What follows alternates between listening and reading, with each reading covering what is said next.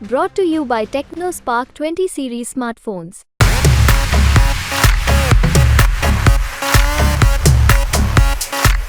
वो गलती हो चुकी है, वो भूतपूर्व हो चुका है। वर्तमान में अब हम पार्टी संगठन को कैसे मजबूत बनाएं, इस पे हमारे सारे नेताओं को मंथन करना होगा। वो हमारी भी हो सकती है, मैं भी उसमें शामिल हो सकता हूँ, कोई भी हो सकता है। कोई निर्णय होता है वो सामूहिक होता है। टिकट मैंने भी मांगा था, मैं भी जमीनी कार्यकर्ता हूँ। कहना सही है कि उनका कोई योगदान नहीं था, न ही उन्होंने कांग्रेस पार्टी के लिए कोई आंदोलन किए थे, न वो उसके पहले वो जो है कांग्रेस के लिए काम कर चुके हैं।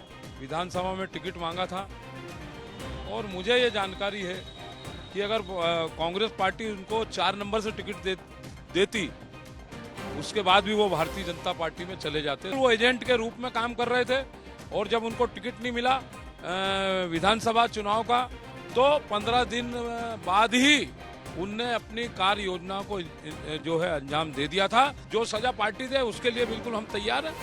अगर हम लोगों से गलती हुई है तो हमने विश्वास करा उन पर और उन्होंने विश्वासघात करा। ये चीजें सारी बाद में खुल के आई हैं। हमारे साथ इस समय मौजूद हैं कांग्रेस पार्टी के इंदौर के कार्यकारी अध्यक्ष देवेंद्र यादव जी।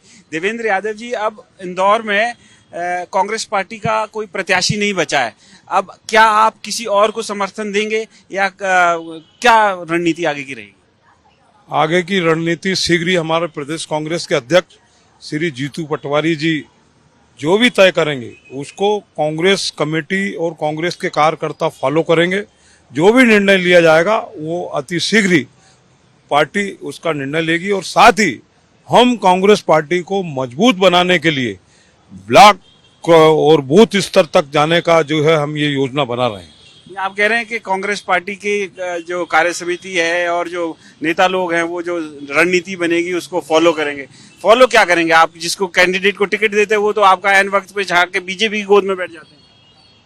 वो गलती हो चुकी है, वो भूतपूर्व हो चुका है। वर्तमान में अब हम पार्टी संगठन को कैसे मजबूत बनाएं, इस पे हमारे सारे नेताओं को मंथन करना होगा। ग्राउंड लेवल पर कांग्रेस पार्टी कैसे मजबूत हो, वो सब ठीक है, मजबूत हो क्या हो, लेकिन अभी आज की डेट में आपके पास इंदौर में कैंडिडेट नहीं है। कांग्रेस पार्टी खजुराहो में भी इंडिया अलायंस का कैंडिडेट का नाम पर्चा जो है वो भी पुराने चुनाव लड़े हुए हैं और उनके पति भी चुनाव लड़े थे, लेकिन वो भी गलती कर दिए और यहाँ तो जो है भारतीय जनता पार्टी में विड्रॉ करके शामिल ही हो गए। तो आपको क्या लगता है कि सही आदमी को?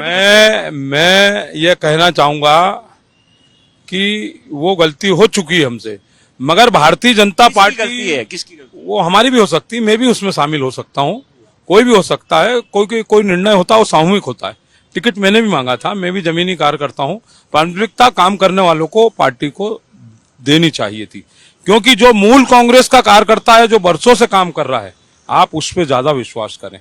साथ ही भारतीय जनता पार्टी के लिए मैं कहना चाहूंगा, इस तरीके का लोकतंत्र की जो हत्या वो कर रहे हैं और जिस तरीके से दबाव प्रभाव से डरा के धमका कर, इंदौर ही नहीं कई जगह देश में इस तरीके का कृतक भारतीय जनता पार्टी कर रही है और लोकतंत्र की हत्या खुलेआम की जा रही है। यादव जी, आप कार्यकारी अध्यक्ष हैं, आपने भी टिकट मांगा था, आपको टिकट नहीं मिला, अक्षय बम को टिकट मिला।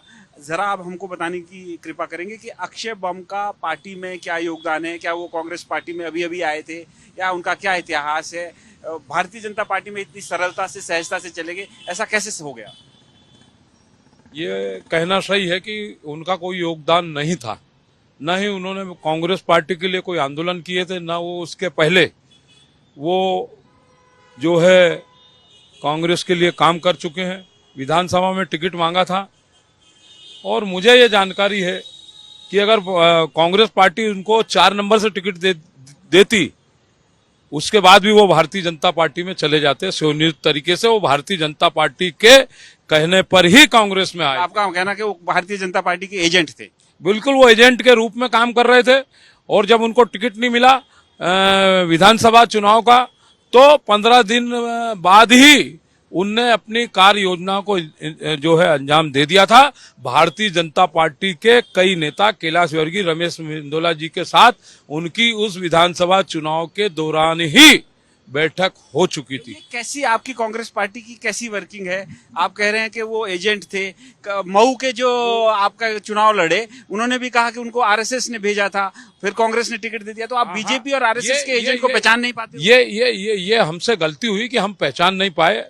हमने जो है जिससे गलती हुई, विश्वास किया गलती, हम लोग भी तो क्या आप लोगों को सजा मिलनी चाहिए? बिल्कुल जो भी है, हमारे जैसे होनी जो भी लोग जो सजा पार्टी दे उसके लिए बिल्कुल हम तैयार हैं। अगर हम लोगों से गलती हुई है तो हमने विश्वास करा उन पर और उन्होंने विश्वासघात करा। ये चीजें सारी बाद में खुल के आई हैं, ये सारी चीजें बाद में खुल के आई, उसके बाद हमारी आंखें खुली है। अब हमें सतर्क रहना होगा, ऐसे लोगों से हमको विश्वास नहीं करना होगा। अगर कोई भी जो कांग्रेस से गए, भारतीय जनता पार्टी अगर छोड़ के भी आते हैं, पहली बात तो ऐसे लोगों को लेना नहीं चाहिए। अगर लेके भी आओ तो इनको पीछे बैठाओ, इन पर विश्वास मत करो।